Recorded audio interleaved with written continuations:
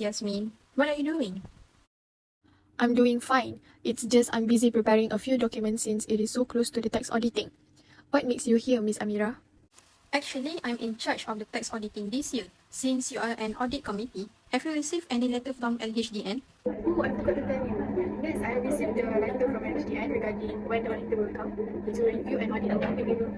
Oh, really? Hasn't the HDN officer here? Do you mind if I see the letter? Yes, I'm on holiday, and I need to inform you the letter. Can I see the letter? Yes, actually I read it just now. The date stated is 15 December 2023. Oh.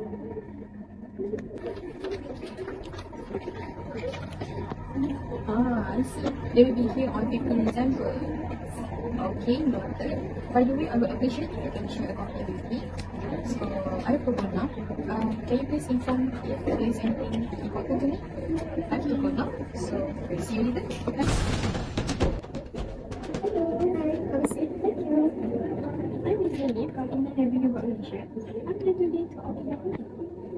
Wait, I thought the auditor should come on 15 December. What makes you come earlier than the date stated in the letter? Yes, I should come on 15 December, but since we need this information urgently, so I need to come here earlier. Okay, but can you wait for a moment? I have to call my director to ask for her approval about you coming here today. My director won't pick up my call. Please hurry up. I have no time for waiting. I need to audit other company after this.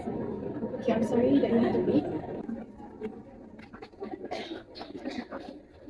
Here are all the documents for you to audit.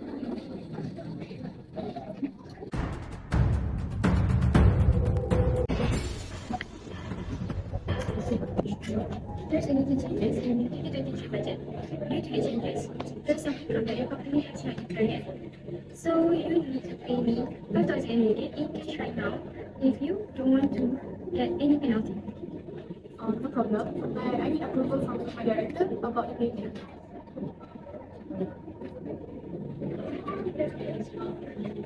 I'm sorry, Miss Jenny. I don't think I can make payment right now because I cannot contact my director. Oh, I see. But do you think it's appropriate to make me waiting for so long? But I cannot simply do any transaction or payment without my director's permission.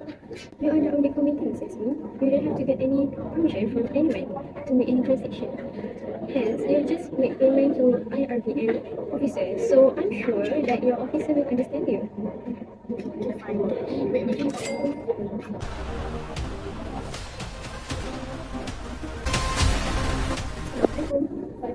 I'm Sajai, and we are audit officer from Inland Revenue Board of Malaysia. So we came here today to audit the company as stated in the letter that you have received. Sorry, but I think the auditors already came 2 days ago. We have not come here yet. Here's the letter. You show any paper order listed document? But 2 days ago, we were being audited and we had to pay additional taxes. The auditor said that they needed the information urgently from the document. Did they show you in this letter? No. I'm sorry, but I think your company was scammed.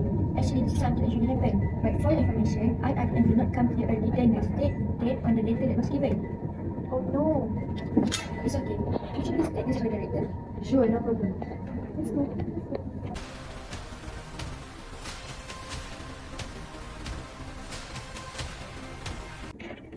What have you done, Yasmin? You're supposed not to do that. I'm sorry, Miss Amira. I didn't know the full procedure about the tax audit in this company. I know you still live here, but you cannot make your own decision. Please, you have to ask for permission first. Okay, Miss Yasmin? It is clearly stated in public domain. No one can make any payment to auditor from LHDN after tax auditing. You're an audit committee, Miss Yasmin. You're supposed to know that, okay? This is clearly my fault, Miss Amira. I promise this issue won't happen again. You should be responsible, Miss Yasmin. Okay? Please make an audit report about the tax auditing made by the HDN office just now. I need you to prepare the report clear without any error and bias. Okay? Please don't ask me anything you're unsure with. Thank you. Okay, I will do my best for this.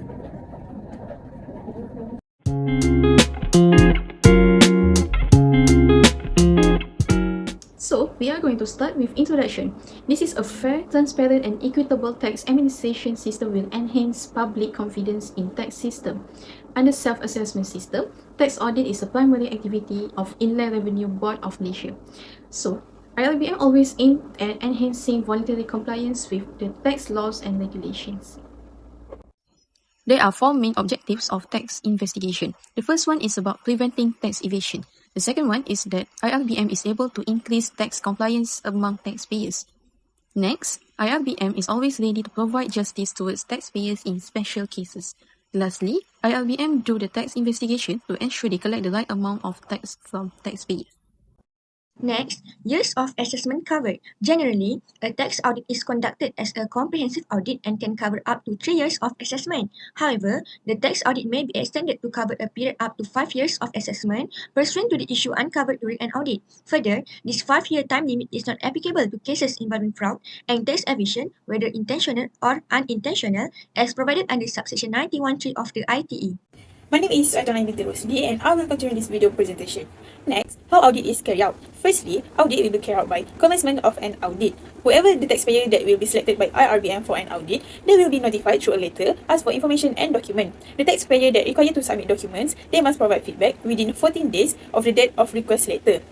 If fails, audit officer will proceed using proper approach. Taxpayer can apply to defer the date of the audit for reasonable reasons. The taxpayer can confirm the audit visit by contact the audit manager or the directors of relevant IRBM. If no audit visit was made, the taxpayer will get an initial determination letter, a case resolution period. Secondly, how audit is carried out is by the visit. It will be carried out in some places which is business premise of the taxpayer, IRBM office, or another place that is suitable and agreed by both parties. So, during the audit visit, the audit officer will first introduce themselves and show the power card that displays name and photos and the power of attorney issued by IRBM. Number 2, audit officer will inform the purpose of visit to the taxpayer. Number 3, audit officer will inform under section 80 of the IPA that the officer has full and independent authority to enter and inspect all land, buildings and see all books, documents, objects, articles, materials, as well as inspecting, taking, making copies without any payment. Number 4, audit officer will inform the scope and duration of document review for audit. Number 5, audit officer will tell the name, office phone number of the officer who will oversee auditing. Number 6, audit officer will inform current taxpayer of their right and responsibilities when audit is performed. Number 7, audit officer will inspect document in places visited. And lastly, audit officer will interview taxpayer and related person. Thirdly, is audit time frame. Duration of overall review visit, the time period taken is within 1 to 3 days. However, this period will be extended if the size and complexity of business transaction carried out, type of record kept, or the level of cooperation provided by taxpayer. Number 4 is examination of records. During auditing process, audit officer will allowable to check all business record. Under section 80 of the ITA, audit officer is allowed to make copies of related documents. The audit officer also allowed to access computer system and download data into compact disk or portable hard disk or pen drive. They will review all documents and records to determine correct income has been reported. Under section 82 and 82 capital A of the ITA, the taxpayer is required to keep sufficient and complete records to enable income or loss. If the taxpayer fails to keep adequate records, the audit officer will use the best way to determine the income. Number 5 is settlement of audit. The taxpayer may be requested to attend at IRBM for discuss issues of audit findings involved. If the taxpayer is not satisfied with the audit result, they can formally object within 18 days from the case review finding letter by submitting additional information and evidence to support their objection. If no objection is received within 18 days from the date case review findings letter, the taxpayer is deemed to have agreed with audit findings. Audit cases must be resolved within 90 days from the start date of the audit visit or the date of initial determination letter. If case cannot resolve, taxpayer will be notified by IRBM. Audit cases that have been resolved will not be re-audit every year assessment and the same issue. However, if there are other issue or new information received for the assessment year in question, re-auditing can be carried out. Number 6 is voluntary admission. So, voluntary admission means the taxpayer makes a declaration voluntarily after the real form submission deadline in writing through letter or electronic media at any time before action audit begins. This voluntary admission is only offered to taxpayer who submit real form only. All voluntary admission must be made in writing to director of the IRBM branch concerned. Rights and responsibilities of IRBM. Firstly, audit officers are required to comply with the rules and code of ethics outlined by IRBM as follows in carrying out its duties. Firstly, audit officer must be professional, polite, trustworthy, honest, and has integrity. Always ready to explain the purpose of auditing work and rights as well as taxpayer responsibilities. Knowledgeable and implement taxation law fairly and equitably. Cooperate and ready to give advice and guidance to taxpayer. Ensure the implementation of the audit goes smoothly with the use of optimal time. Request documents, account books, and other information related only. explain the finding of the case review as well as give opportunity for taxpayers to explain and inform respond to the disputed issues in the period set.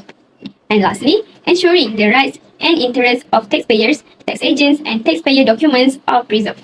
Secondly, self-introduction of the audit officer. Each audit officer is given an authorization card with his name and picture.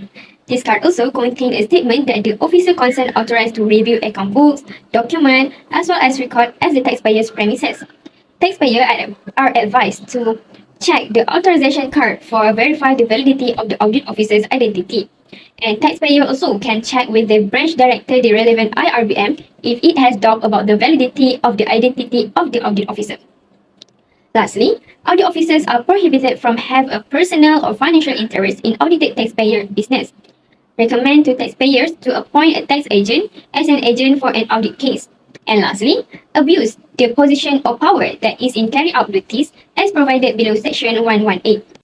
Secondly, responsibilities and rights of taxpayers.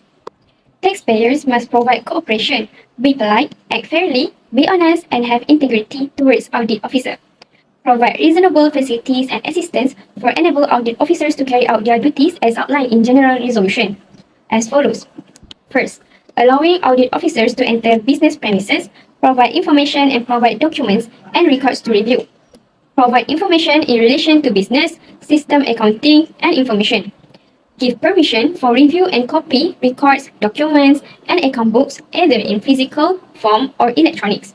Help to prepare or access any records, documents, books of accounts.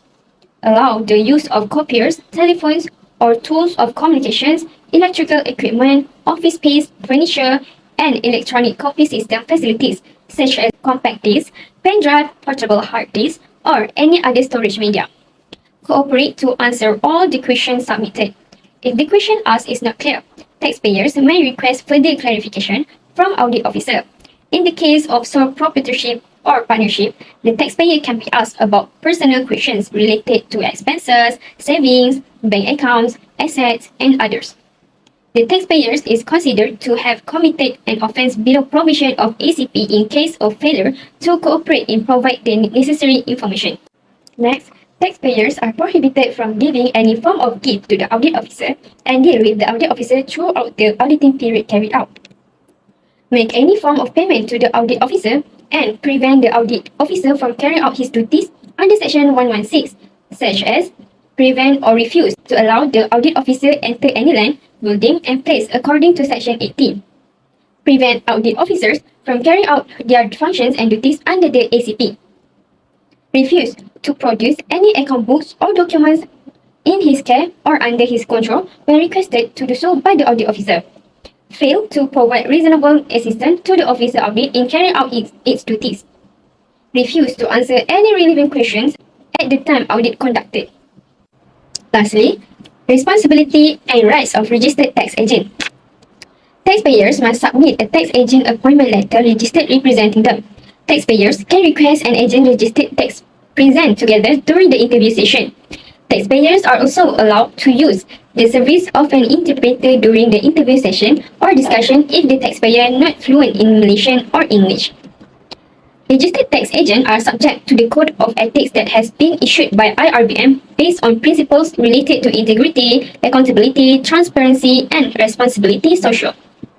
In carrying out duties, registered tax agent must show integrity, professionalism, and knowledge high regard for taxation law and practices.